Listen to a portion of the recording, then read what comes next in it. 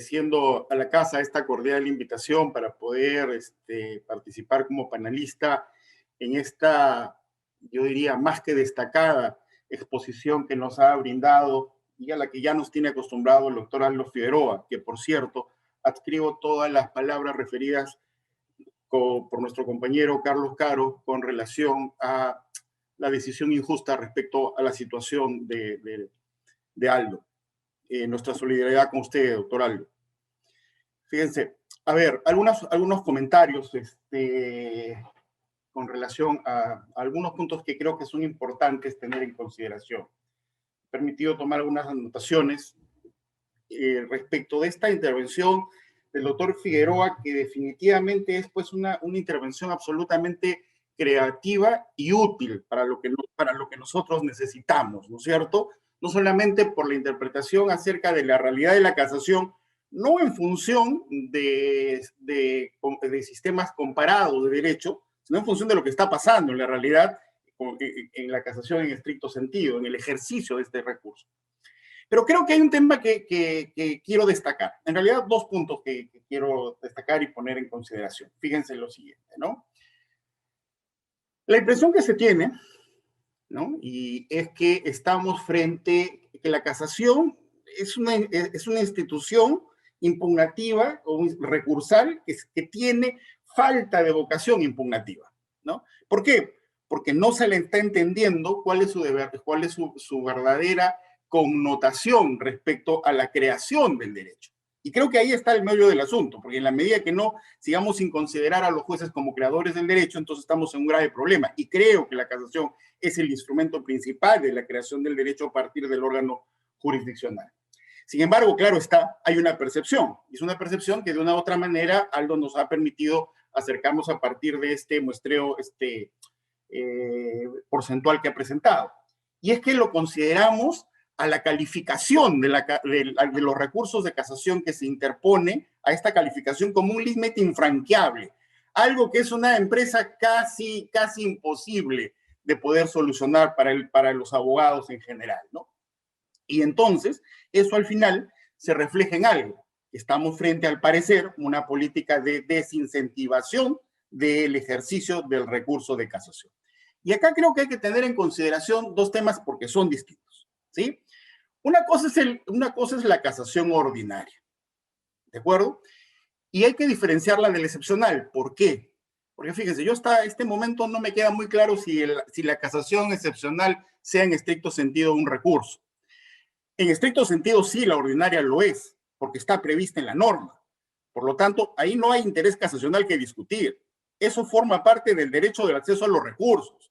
Ahí, si cumples con los requisitos establecidos, tasados, para la procedencia de tu recurso de casación, el recurso va, ¿sí? Y como es parte de tu recurso de acceso, como es parte de tu derecho al recurso, al acceso a los recursos, en consecuencia, su desestimación tiene que ser dada a través de una decisión jurisdiccional debidamente motivada, porque te están denegando el ejercicio de un derecho a recurrir, que es el recurso de casación ordinaria.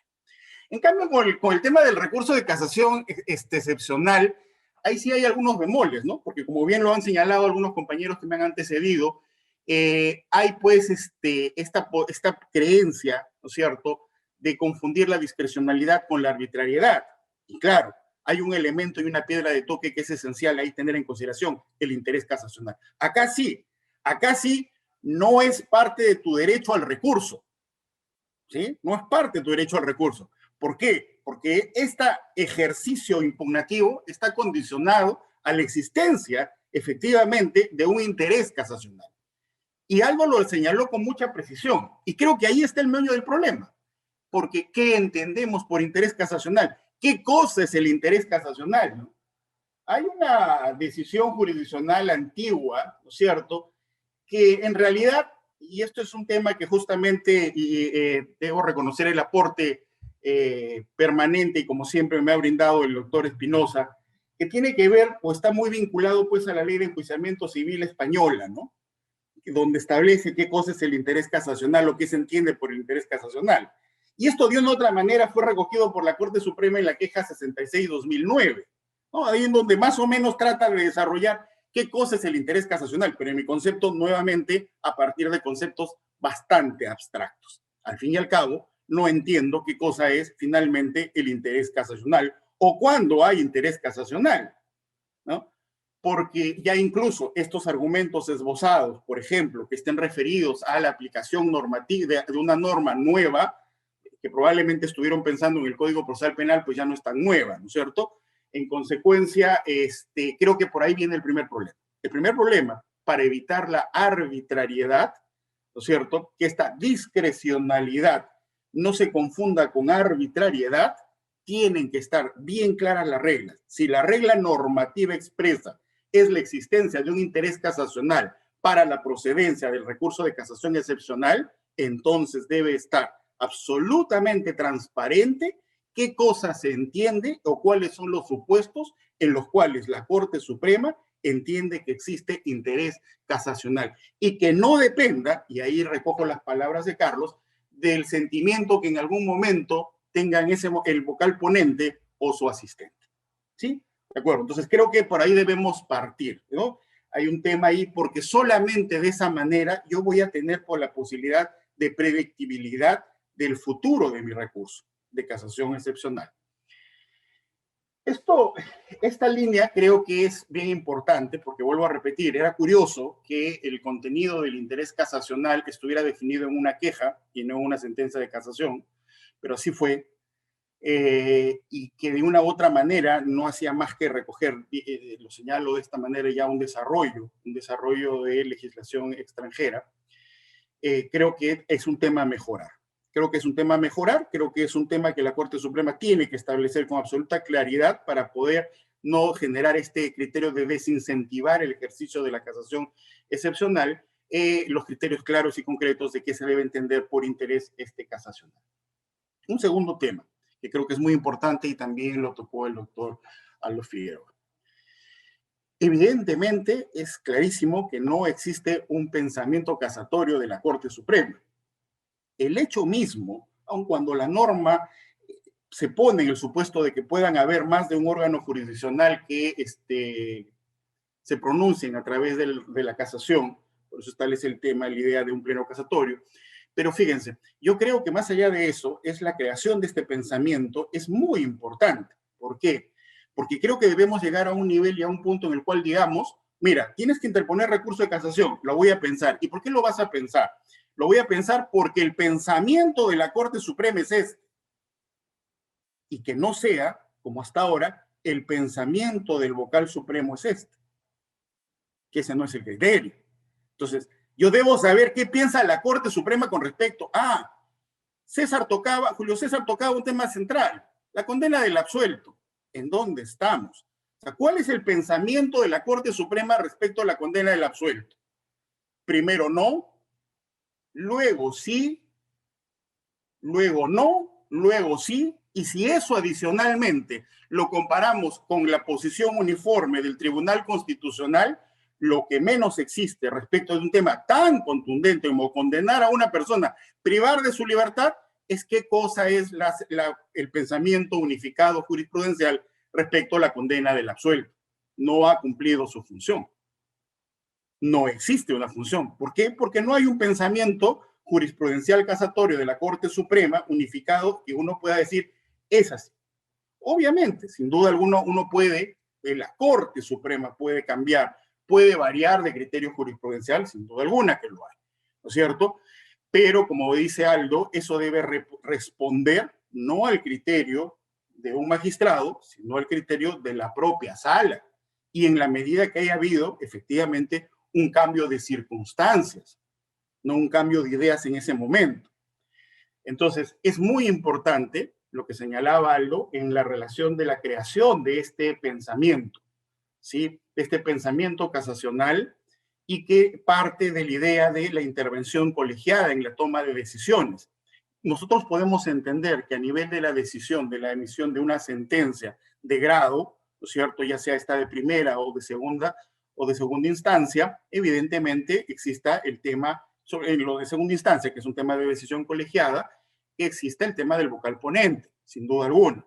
Pero en un tema ya que lo que se está buscando es la unificación de la jurisprudencia, no considero yo, y coincido con Aldo, en que sea la unificación de la jurisprudencia en función de lo que un magistrado piense, sino que refleje el pensamiento de la sala, por lo cual tampoco habría ya la necesidad de estar sombreando el nombre del vocal ponente, porque fue una decisión de la sala. Y creo que ese es al extremo al que debemos, o digamos a la finalidad a la que debemos llegar. Pero adicionalmente a ello, hay un tema que a mí me está preocupando, y es el siguiente. El primer punto estaba referido a la falta de claridad en cuáles son los supuestos en los cuales yo debo saber claramente que hay o no interés casacional. Pero el segundo punto es el tema acerca de la motivación de la decisión de rechazo del recurso de casación.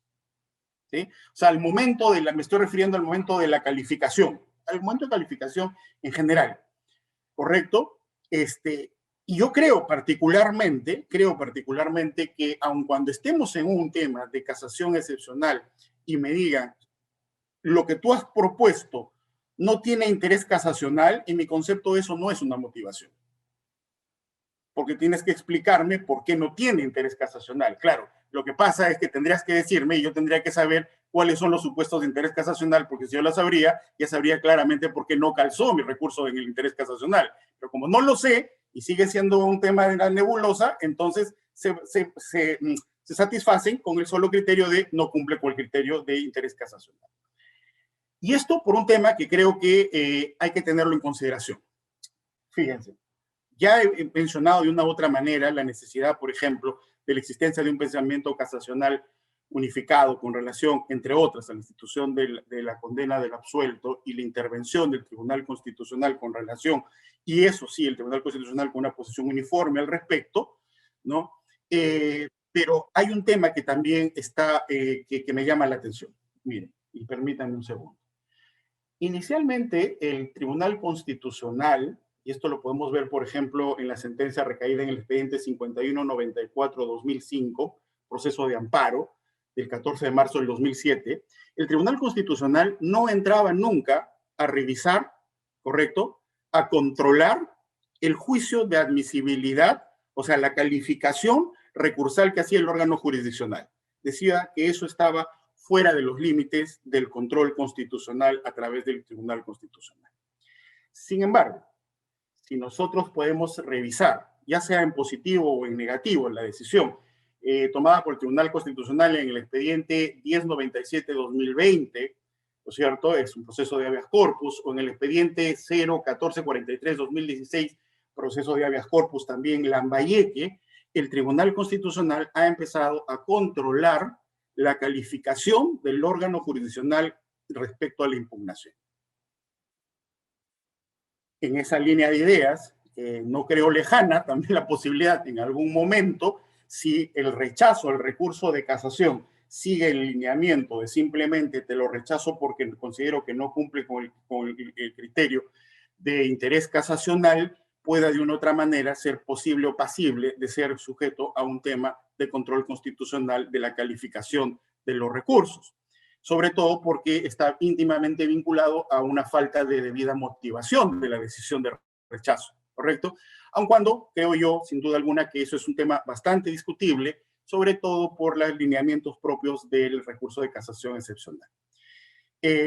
No quiero extenderme más, solamente quería poner énfasis en esos dos puntos que he mencionado, que es el tema de la transparencia acerca de los criterios que se deben tener en consideración para saber cuándo hay o cuándo no hay interés casacional, y el tema de la determinación, ¿no es cierto?, de una debida motivación de la exteriorizar los criterios que se han tenido en consideración para la calificación en rechazo de un recurso de casación, sobre todo si este es de carácter excepcional. Nuevamente agradeciendo y felicitando a Aldo por su magnífica exposición y nuevamente mi solidaridad con su persona. Muchísimas gracias.